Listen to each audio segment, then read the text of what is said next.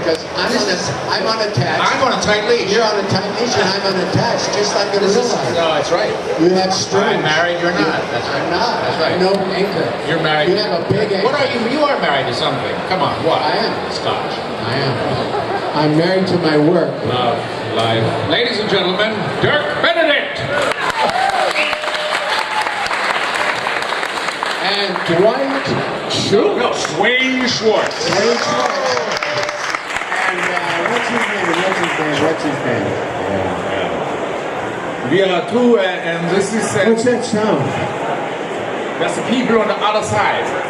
Oh. Could we quiet them down? Could you go out and have them be quiet? We're trying to have a... I don't hear so good, but the only thing I hear is background noise. We missed this yesterday. We want to apologize. We want to apologize again for what happened yesterday, and we want to open the floor to questions. I should know his name. He's been standing in front of our table for 2 days. He's been getting all my tips on how to, you know what. As I told you, I have been a fan of the A-Team since I was 8 years old. And, but according to my mom, I was too young at that age to watch the show. So my question is, was she right? What would you say to her?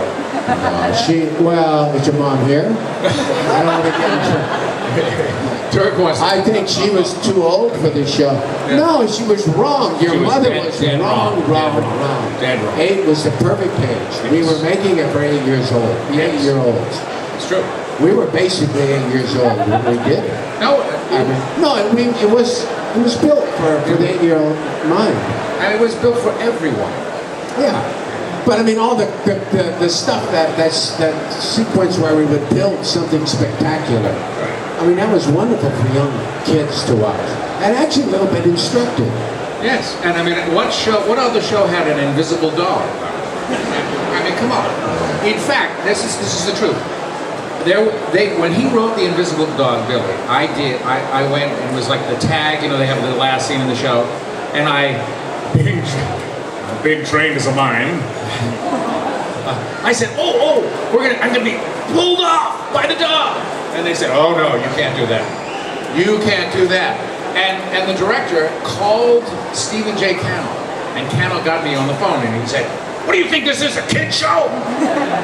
And I said, well, yes, this is a kid. And I said, just let me do it both ways. That's right. And I did it my way, and I did it their way. And then he finally used my way. I mean, and then he put it in the credits. And then he put it in the credits, right. It was, you know, the freeze frame at the end. We were actually, the three of us, George not so much, but T and Dwight and I were very silly fellows. So there was a tendency to make the show, you know, funnier and funnier.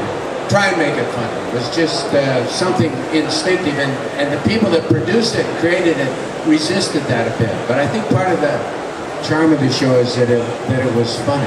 It still is, isn't it? It is still funny. I wish we were still funny. I wish we were still charming. I wish we were young. In fact, you know, I'm a little frightened. Why are you standing like this? I'm a little frightened of the term freeze frame. Will we be more comfortable if I get over to the wall? That's right. That's right. Dueling microphones. That's right. You know, and actually, it really, you finally realize that the film is going to last longer than you are. So yes, does that hurt you when I said it? We're all. I mean, Stephen J. Cannell just passed away. The creator, the man who wrote many of the episodes, created and co-created. Changed my life. I mean, I literally just changed my life. Yeah. And we thought he was 20 years older than we were. He was only like 4 or 5. Well, of you. Well, you. Of me. 9 of me. No, a little bit. He was just a little bit older. Yeah, but I always looked at him as an adult because he had a mortgage, he had a wife, he had kids, he had tons of money. He went to work every day. He worked hard. He was so disciplined. I was still chasing girls and being a kid. Yeah. I wasn't grown up. He was an adult. He also looked very good. You know him at the end with that typing and flicking the thing? He was married for 45 years. 45 years? He was married for 45 years. So he was a high school sweetheart. On Hollywood. He was atypical. He hired actors that nobody else would hire. He moved out of Hollywood, didn't follow the rules, and then he finally really moved out of Hollywood and created a studio up in Vancouver, Canada. and everybody followed him. I mean, he was ahead of the game. I know, I followed him. I Yes, camped outside his I house did. for years. Stephen- We never worked for him again. We never had another. Okay, that was one question. I have a question for Dirk. How did you end up in the new A-Team film? Were you approached or did you audition for the cameo? I didn't know I was in it. Am I in it? Have you stuck around to the bitter end and you saw Dwight and I do a shtick? I haven't seen it, and I didn't see myself in it. The reason I'm in it is because they paid me enough money that I have a side to me that's a bit whorish. I didn't really want to be in it because the parts were on the insulting side. It wasn't a real part. I wanted to play a character.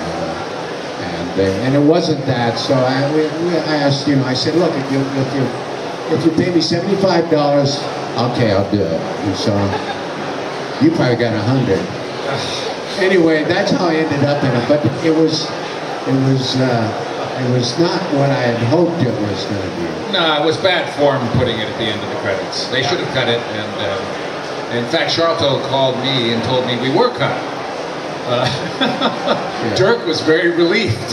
He called me and told me, I said, well, it's a win-win. We got paid and we're not in it. Because it wasn't fair to the fans, No, and I think they did it so they could say that, the original cast is in it. Yeah. And then why would you put it so far at the end that, you have to go to the restroom and come back before it finally comes on? That's right. But anyway. Oh, well, but, anyway. Question. I have a question for both of you, please. What can you tell us about your work with Robert Vaughn in the 5th season of the A-Team? Talk about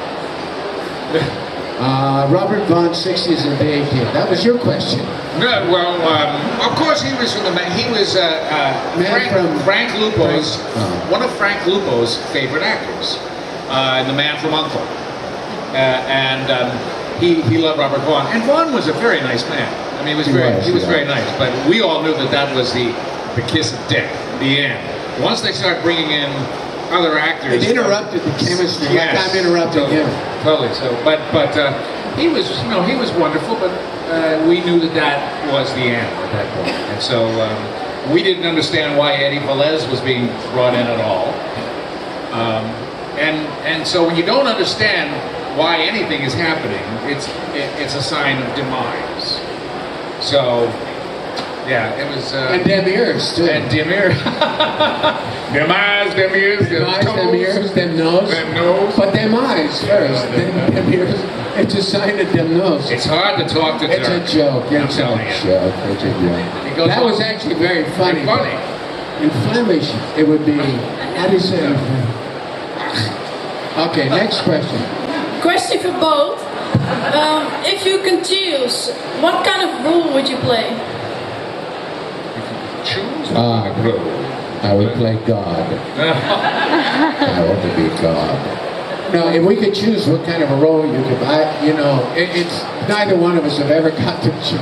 It's a hard thing for most actors because you never enters your mind that you're going to get to choose what you want to do. So That's right. you just are happy that somebody offers you a job. I suppose what I got to do is really what I wanted to do. Is why I'm sort of content with the little tiny career I have. I didn't do many things, but I got to play characters that were the kind I like to do. I like doing comedy, and I like to do. I would have liked to have done some romantic comedy movies, but I didn't get to do that too much. In many ways, I agree with. No, in all ways, I agree with what Dirk just said. And but I thought about it frequently. What would I say to a young actor today, and to a young actor in the United States today? I would say, don't follow our path, which was repertory theater. And I say, become a stand-up comic, and be in control of yourself and your material, and show yourself, because that's how. There are more comics on television today, and in the theater actually than there are actors. Reality TV has taken over, so so there's not a lot of work for actors on television. I in some ways, I am starting over. I'm trying to get into radio, which is like stand up, and I don't know whether I'll make it or not, but Maybe the secret being you keep sitting down when you do that show, isn't it? So it's not stand up. If you That's would right. stand up. But I do stand up. Do you stand I up? stand up at home, yes. I stand when up. you're doing the show. I stand up at home. Do you still do it from the toilet? I don't go with that for me. When I was guessing, I would sit on the toilet and then flush it every now and then, you know, doing a radio show, because you can do it from anywhere. Not a best. Yeah, hi guys. Thanks for all the great years on the A-team. I'm sorry, Dwight, I got a question for Dirk. Don't apologize. Yeah. So there's a lot of talk of your son playing soccer, coming to Belgium. He tested with Lierse. I heard you say on the last show that he was going to test for a couple more clubs. But how realistic is the chance of you actually moving to Belgium if he gets a contract? Because that was... Depends how much they pay him. I don't know if he'll be able to support me in the manner to which I've grown accustomed. No, his name is Roland, and I'll definitely. I raised my two children more or less by myself. I was kind of a Mr. Mom for about 15 years, from the time they were 3 and 5, until they graduated from high school. So I'm really, really close to my two younger sons, and I love being around them, and especially love watching Roland playing football. So I'll be over here. I might be here for 2 or 3 months, depending on what team and how much he's playing. I'm pretty sure he's going to get signed, because he's certainly good enough. He was over here already, so he's got that. It's a bit like the acting profession. Just because you're talented enough and good, you got to find the right part. You got to find the right team with the right manager with the right style. And they recognize certain things, you know, about you as a player. So I'll definitely be here. So then I'll become part of the Belgian framework. What do we call it? Society. Society. Yeah, Thank you. society.